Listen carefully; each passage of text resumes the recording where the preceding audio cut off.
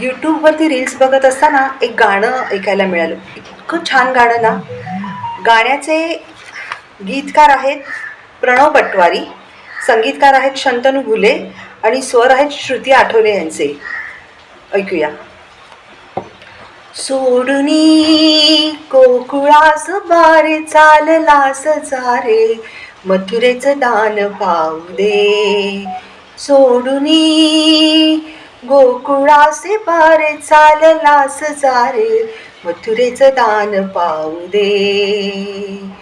तोडूनी नाळ काळजाशी जोड घुंगराशी, पावलात त्राण येऊ दे.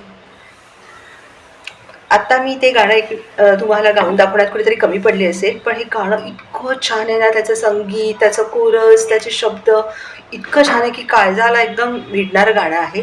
त्याच्यातला एक जो शब्द आहे ना, काळजाशी नाळ, तोडूनी नाळ काळजाशी. ते काळजाशी नाळ हे मला इतकं ते संकल्पना आवडली ना.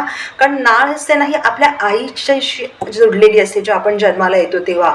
मग काळजाशी नाळ म्हणजे काय, तर आईशी आपलं जे नातं असतं ना तेवढंच एकदम असं जवळीक असणारं नातं असे एखाद्या व्यक्तीशी आपल्या आयुष्यात आपलं होतं ना.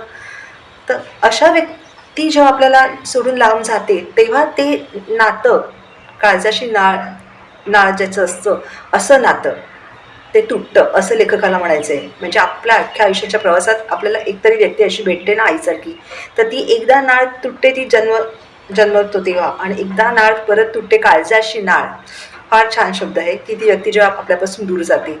आणि इथे कृष्णाचा संदर्भ आहे. खरंच कृष्ण जेव्हा गोकुळाला सोडून गेला ना तेव्हा गवळणीने त्याच्यासाठी हे म्हटलं आहे. गवळणींची त्याच्याबरोबर असलेली काळजाची नाळ तुटली आहे तेव्हा. आणि मला खूप वाईट वाटलं की तो कृष्ण जेव्हा गोकुळातनं गेला ना, तो सुखरूप परत आलाच नाही त्या गोकुळात. जरूर जरूर ऐका. इतकं सुंदर गाणं अलीकडे ऐकायला नव्हतं मिळालं. जरूर ऐका. धन्यवाद.